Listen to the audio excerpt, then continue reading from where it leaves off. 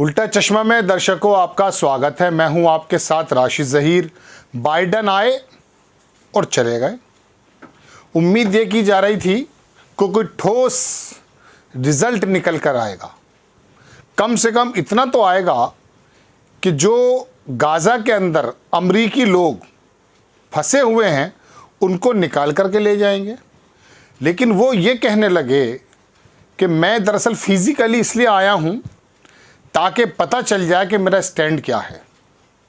और उनका स्टैंड जानती है पूरी दुनिया। क्या है स्टैंड उनका?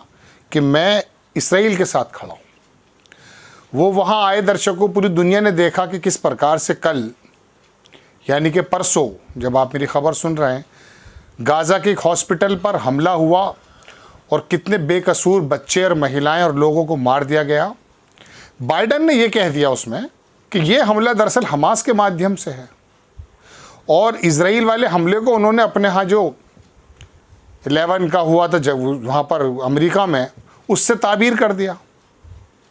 तो गोया के उनसे ज़्यादा एक्टिविटीज़ तो जो विदेश मंत्री आए थे उनसे उन्होंने कर ली थी। हमास को छोड़ दीजिए, आप जॉर्डन मान लीजिए, मिस्र मान लीजिए, और महमूद साहब जो फ़लस्तीन के हैं उन्होंने भी मिलने को मना कर दिया। तो वो कम से कम मुलाकात तो हुई थी उनकी, लेकिन इन लोगों ने तो बाइडन से मिलने को ही मना कर दिया। और बाइडन ने जाकर कह भी दिया कि मैं इसराइल के साथ हूँ, और उस खबर के साथ खड़े हो गए जो इसराइल के चश्मे से इसराइल ने उनको दिखाई थी। पूरी दुनिया गवाह है दर्शकों कि अभी पिछले दिनों बाइडन ने अमेरिका के अंदर खड़े होकर खुद कह दिया कि हमास के लोग छोटे छोटे बच्चों का सर काट रहे हैं। बाद में उस चैनल ने भी माफ़ी मांगी, चैनल की सॉरी कह सकता हूं कि उसके रिपोर्टर ने भी कहा कि मैं अपने चैनल पर शर्मिंदा हूं। और फिर वाइट हाउस से भी उसका जवाब आया।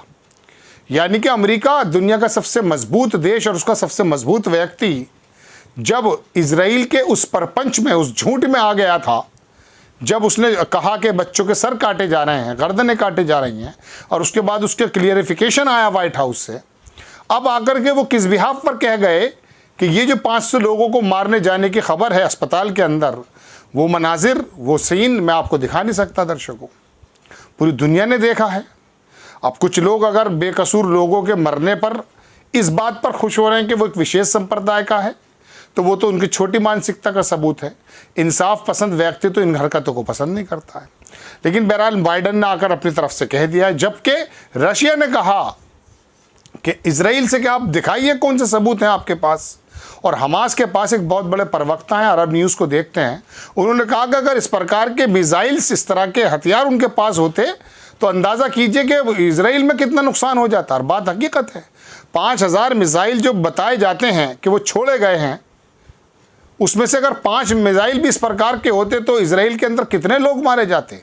इसका मतलब तो ये हुआ ना कि इस तरह के मिसाइल्स, इस तरह के बॉम्ब्स हमास के पास नहीं है, गाज़ा के पास नहीं है। गाज़ा की बात अब ये तो हो गई दरअसल अमेरिका की और इजराइल के स्टैंड की बात।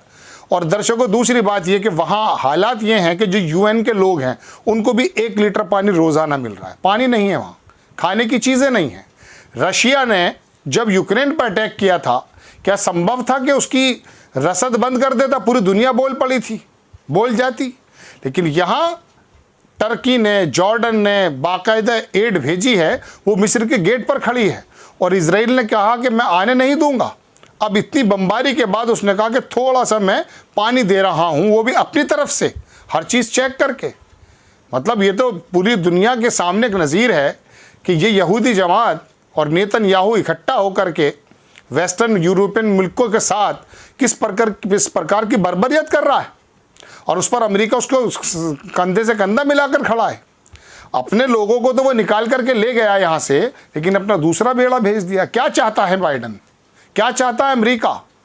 क्या वो इस मध्य, मैं कह सकता हूँ पूरे के पूरे मिडिल ईस्ट को आग में झोंकना चाहता है? अब आग का भी जिक्र करके बता देता हूँ दर्शकों कि मैं समझता था पहली बार, हालांकि मुझे OIC से कोई कभी उम्मीद नहीं रही, लेकिन जिस प्रकार से बुलाई गई थी OIC की मीटिंग, उसमें कोई ख़ास बात निकल कर नहीं आई। सऊदी अरब वैसे भी कुछ नहीं कर सकता, वो बड़ा मुल्क है, बहुत मालदार मुल्क है।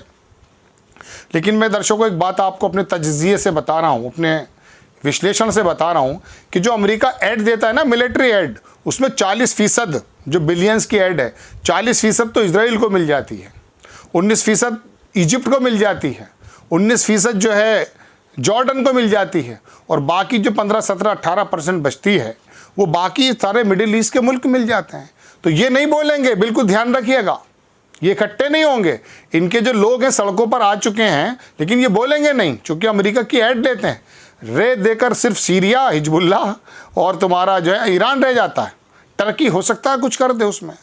तो ईरान के बारे में मुझे उम्मीद ये थी कि शायद वो कुछ बोलेगा, लेकिन ईरान ने कहा, बहुत बड़ी खबर, जो इस खबर को सुनाने का मकसद था कि सबसे पहले दुनिया में जितने भी मुल्क हैं वो इसराइल का जो है बायकाट कर दें, उनके जो राजनयिक लोग हैं उनको वापस कर दें और उससे अपने संबंधों को ख़त्म करें, ये एक आह्वान। और दूसरी सबसे बड़ी बात उसने कही कि ओपेक के माध्यम से तेल की सप्लाई बंद कर दी जाए। मुझे याद आ जाता है शाह फैसल, ऑयल शॉक के नाम से उसने कहा था कि हम लोग ऊँट पर आ सकते हैं, तुम लोगों की रेलगाड़ी और जहाज़ बंद हो जाएंगे। इनके पास ये ताकत है जो ईश्वर ने शायद इनको दी है। दुनिया, कम से कम ये मुल्क, इनके अकल ठिकाने आ जाएं, ये बात दीगर है कि अमेरिका के पास उसका अपना पूरा कोटा मौजूद है। लेकिन अगर ईरान की इस बात को कही जाए कि तेल बंद कर दिया जाए, तो शायद ये लोग समझ में आ जाए कि हम जब चाहें ओपन प्राइज, मतलब बिल्कुल ओपन जेल की तरह जो जुल्म सितम हो रहे हैं गाज़ा पे, वो रुक सकते हैं। लेकिन बहरहाल दुनिया का एक नया तरीक़ा, एक उम्मीद बचती है, एक तो ईरान की तरफ से कि ईरान शायद इसमें कुछ कर पाए, बाकी किसी मुल्क के बारे में उम्मीद नहीं है। सऊदी अरब ने वाकई स्टैंड लिया था कि हम अपना ताल्लुकात ख़त्म कर रहे हैं, लेकिन लगता नहीं, चूँकि उसके पास कोई सैन्य ताकत नहीं है। ईरान को अगर वो बूस्ट करता तो संभव है ईरान को जवाब दे पाए। अब नज़र सिर्फ टिक जाती है चीन पर, रशिया पर। वो लोग अगर कोई इसके अंदर कोई रोल प्ले कर पाएँ तो संभव है ये बात बन जाए। और सबसे बड़ी खबर इस एपिसोड की मैं और बता देता हूँ कि कम से कम जो मोदी जी ने भी कहा, तमाम लोगों ने कहा कि कम से कम सीज़ फायर का, जैसे वहाँ पर जो है ये सिविलियंस की मौत हो रही है, बंद होनी चाहिए। यूएनओ के अंदर सिक्योरिटी काउंसिल में जब ये बात लाए गए हैं तो अमेरिका ने इससे इनकार कर दिया। साफ पता चल जाता है कि अमेरिका किन लोगों के साथ खड़ा है। बहरहाल दर्शकों, ये खबर टोटल पूरा वो था कि सिनेरियो क्या है, बाइडन के आने से क्या हुआ है, ईरान क्या कर सकता है, और OIC का रिज़ल्ट क्या निकला है। मुझे नहीं लगता कुछ निकल पाए। मजम्मत और कंडेम तो होते रहते हैं, इससे कोई फ़र्क नहीं पड़ता। वो इतना निरंकुश हो चुका है कि उस पर कोई फ़र्क नहीं पड़ेगा। वो बराबर बाइडन के होते हुए भी, ताज़ा बात मैं बता रहा हूँ कि वहाँ गाज़ा में मस्जिद पर और एक बेकरी पर भी उसने हमला किया। और जिस एरिया में वो कह रहा है कि उत्तरी गाज़ा से निकल के साउथ में चले जाएं, साउथ के यूनिस खान में उसने हमला किया है, फायरिंग की है। तो वो बिल्कुल निरंकुश है और उसे अमेरिका की शय मिल गई है।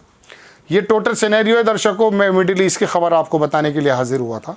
आपको खबर कैसी लगी अपनी राय कमेंट्स बॉक्स में ज़रूर दीजिए। चैनल को सब्सक्राइब कीजिए, शेयर कीजिए। नेक्स्ट टाइम मैं किसी खबर के साथ आता हूँ। जय हिंद।